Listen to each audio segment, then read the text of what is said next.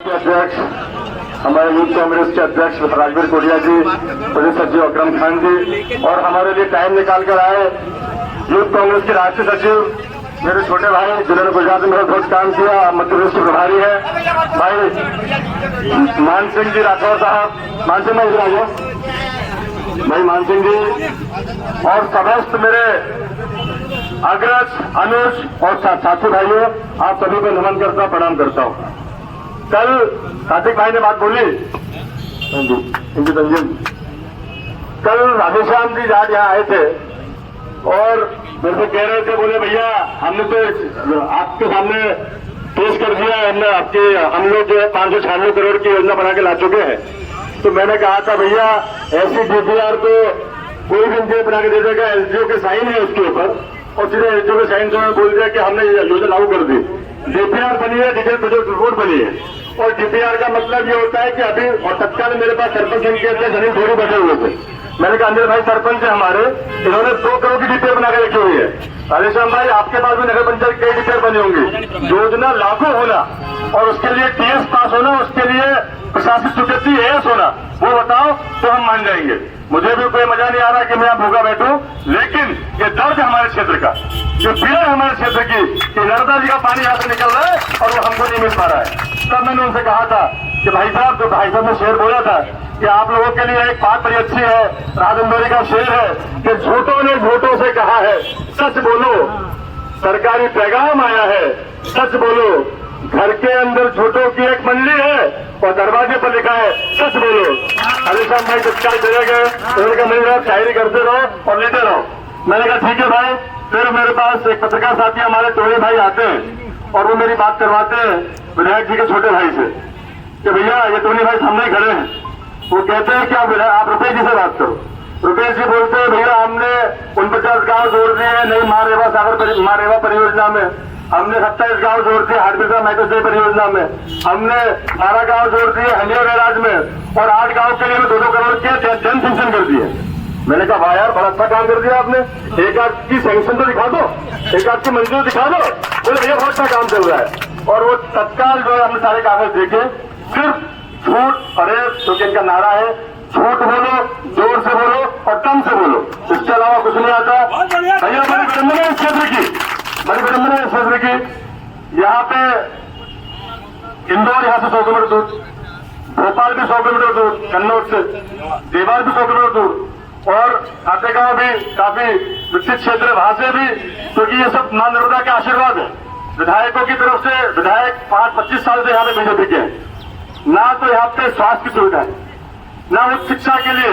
Agriculture के क्षेत्र में सबसे ज्यादा अगर एम्प्लॉय है पूरे मध्य प्रदेश में तो वो हरदा और खातेगांव क्षेत्र के हैं। ना कोई एग्रीकल्चर के लिए प्लान किया गया, ना लॉ कॉलेज के लिए प्लान किया गया, ना एमबीए के लिए कोई शिक्षा के लिए प्लान किया गया। कई बार फोन आते हैं गांव से, भैया वो हमारे गांव की एक महिला है, वो प्रसूता है और उसका देवास में इलाज होना है, देवास सीएमएचओ से और सिविल सर्जन से बात होती है, भैया इनका ऑपरेशन करवाओ।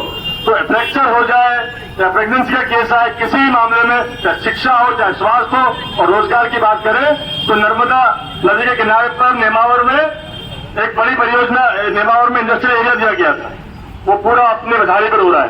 तो क्षेत्र में विकास के नाम पे 0 है, लेकिन श्रेय लेने नंबर 1 है। वो सामने एक पोस्टर लगा हुआ है, उस पर ट्रेन के इंजन पे आशीष शर्मा जी का फोटो लगा हुआ है, जबकि वो योजना 1996 में जब पप्पू भैया विधायक थे वो लेके आए थे।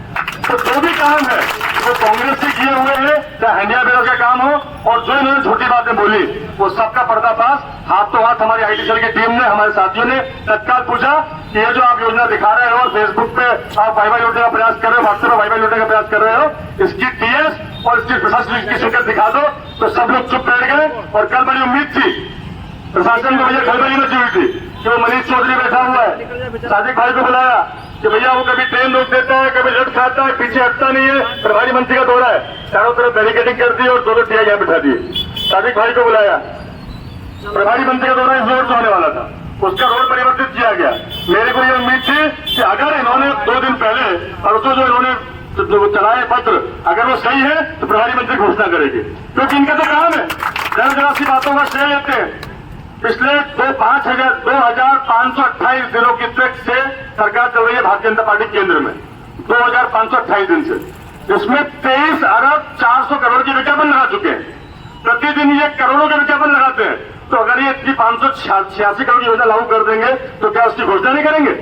तो ये महा झूठे महानिकम्मे लोग हैं। भैया हमने इस परियोजना के लिए कल मैं हाईकोर्ट पहुंचा हूं। कल हाईकोर्ट में पिटीशन दायर की है।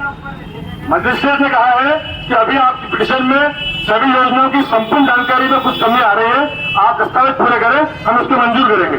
तो कल मजिस्ट्रेट का आदेश आया है, अगले 2-3 दिन के अंदर हम संपूर्ण जानकारी तथ्यों सहित विद सर्टिफाइड कॉपी हम हाईकोर्ट लगाएंगे और हाईकोर्ट से पाबंद करवाएंगे कि जो छूटे हुए गांव है हाईकोर्ट आदेशित करे, क्योंकि ट्रिब्यूनल का फैसला है 2024 के पहले पानी जितना मद्रस ले ले उतना मिल जाएगा, उससे पानी नहीं मिलने वाला। तो हमने हाईकोर्ट में याचिका दायर करी है। अगर हमारी याचिका मंजूर होती है और मंजूर होने के बाद हाईकोर्ट आदेश करेगा कि योजना बने और 2024 के पहले खातेगांव क्षेत्र के समस्त गांवों को पानी पहुंचे, इसके लिए हम प्रयासरत हैं।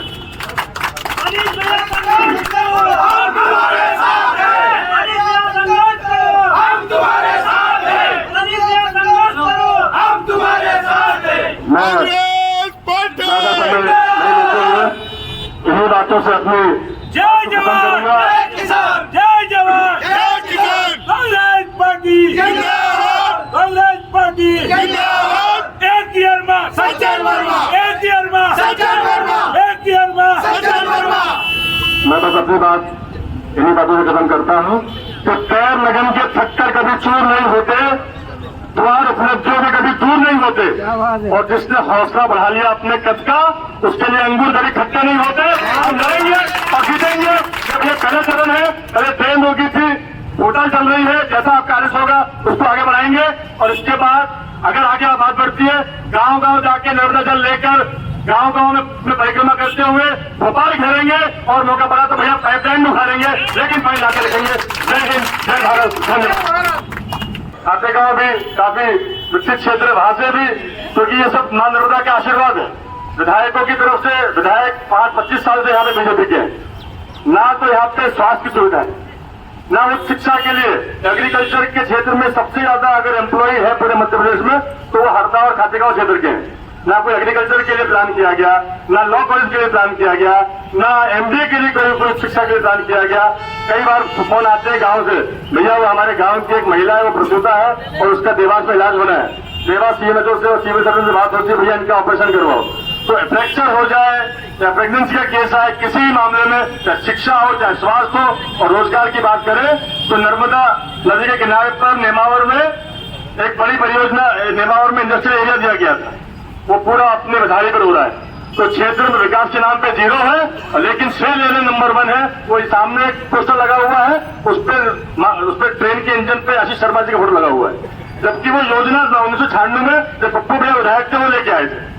तो जो भी काम है वो कांग्रेस से किए हुए हैं, चाहे हंडिया बेरा का काम हो, और जो इन्होंने छोटी बातें बोली वो सबका पर्दाफाश हाथ तो हाथ हमारी आईटी सेल की टीम ने, हमारे साथियों ने तत्काल पूछा कि ये जो आप योजना दिखा रहे हो, फेसबुक पे आप वाईफाई लौटने का प्रयास कर रहे हो, व्हाट्सएप पे वाईफाई लौटने का प्रयास कर रहे हो, इसकी टीएस और इसकी प्रशासनिक की शिरकत दिखा दो। तो सब लोग चुप बैठ गए और कल बड़ी उम्मीद थी प्रशासन को, भैया खलबली मची हुई थी कि वो मनीष चौधरी बैठा हुआ है, सादिक भाई को बुलाया कि भैया वो कभी ट्रेन रोक देता है, कभी लट खाता है, पीछे हटता नहीं है, प्रभारी मंत्री का दौरा है, चारों तरफ बैरिकेडिंग कर दी और 2 टीआई यहाँ बिठा दिए। सादिक भाई को बुलाया, प्रभारी मंत्री का दौरा इस रोड से होने वाला था, उसका रोड परिवर्तित किया गया। मेरे को ये उम्मीद थी कि अगर इन्होंने 2 दिन पहले और उसको जो इन्होंने चलाए पत्र अगर वो सही है तो प्रभारी मंत्री घोषणा करेंगे, क्योंकि इनका तो काम है जरा सी बातों का श्रेय लेते हैं।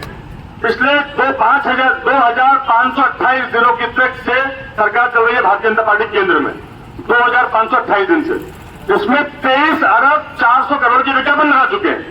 प्रतिदिन ये करोड़ों के विज्ञापन लगाते हैं, तो अगर ये इतनी 586 करोड़ की योजना लागू कर देंगे तो क्या उसकी घोषणा नहीं करेंगे? तो ये महा झूठे महानिकम्मे लोग हैं। भैया हमने इस परियोजना के लिए कल मैं हाईकोर्ट पहुंचा हूं। कल हाईकोर्ट में पिटीशन दायर की है। मजिस्ट्रेट ने कहा है कि अभी आपकी पिटीशन में सभी योजनाओं की संपूर्ण जानकारी में कुछ कमी आ रही है, आप दस्तावेज पूरे करें, हम उसको मंजूर करेंगे। तो कल मजिस्ट्रेट का आदेश आया है, अगले 2-3 दिन के अंदर हम संपूर्ण जानकारी तथ्यों सहित विद सर्टिफाइड कॉपी हम हाईकोर्ट लगाएंगे और हाईकोर्ट से पाबंद करवाएंगे कि जो छूटे हुए गांव है हाईकोर्ट आदेश। प्रशासन को भैया खलबली मची हुई थी, कि वो मनीष चौधरी बैठा हुआ है, सादिक भाई को बुलाया कि भैया वो कभी ट्रेन रोक देता है, कभी लट खाता है, पीछे हटता नहीं है, प्रभारी मंत्री का दौरा है, चारों तरफ बैरिकेडिंग कर दी और दो टीआई यहाँ बिठा दिए। सादिक भाई को बुलाया, प्रभारी मंत्री का दौरा इस रोड से होने वाला था, उसका रोड परिवर्तित किया गया। मेरे को ये उम्मीद थी कि अगर इन्होंने 2 दिन पहले परसों जो इन्होंने जो चलाए पत्र, अगर वो सही है तो प्रभारी मंत्री घोषणा करेंगे, क्योंकि इनका तो काम है जरा सी बातों का श्रेय लेते हैं। पिछले 2528 दिनों की तक से सरकार चल रही है भारतीय जनता पार्टी केंद्र में, 2528 दिन से, जिसमें 23 अरब 400 करोड़ के विज्ञापन लगा चुके हैं। प्रतिदिन ये करोड़ों के विज्ञापन लगाते हैं, तो अगर ये इतनी 586 करोड़ की योजना लागू कर देंगे तो क्या उसकी घोषणा नहीं करेंगे? तो ये महा झूठे महानिकम्मे लोग हैं। भैया हमने इस परियोजना के लिए कल मैं हाईकोर्ट पहुंचा हूं, कल हाईकोर्ट में पिटीशन दायर की है। मजिस्ट्रेट ने कहा है कि अभी आपकी पिटीशन में सभी योजनाओं की संपूर्ण जानकारी में कुछ कमी आ रही है, आप दस्तावेज पूरे करें, हम उसको मंजूर करेंगे। तो कल मजिस्ट्रेट का आदेश आया है, अगले 2 दिन के अंदर हम संपूर्ण जानकारी तथ्यों सहित विद सर्टिफाइड कॉपी हम हाईकोर्ट लगाएंगे और हाईकोर्ट से पाबंद करवाएंगे कि जो छूटे हुए गांव है हाईकोर्ट आदेशित करे, क्योंकि ट्रिब्यूनल का फैसला है 2024 के पहले पानी जितना मद्रस ले ले उतना मिल जाएगा, उससे पानी नहीं मिलने वाला। तो हमने हाईकोर्ट में याचिका दायर करी है। अगर हमारी याचिका मंजूर होती है और मंजूर होने के बाद हाईकोर्ट आदेश करेगा कि योजना बने और 2024 के पहले फातेगांव क्षेत्र के समस्त गांवों को पानी पहुंचे, इसके लिए हम प्रयासरत हैं।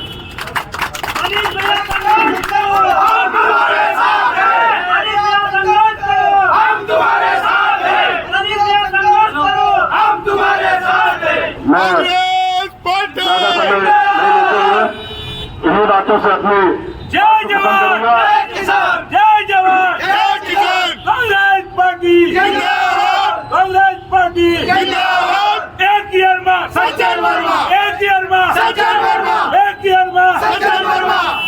मैं बस अपनी बात इन्हीं बातों से खत्म करता हूं कि पैर लगन के थक्कर कभी चूर नहीं होते, द्वार उपलब्धियों में कभी दूर नहीं होते, और जिसने हौसला बढ़ा लिया अपने कद का उसके लिए अंगूर कभी खट्टे नहीं होते। हम लड़ेंगे और जीतेंगे।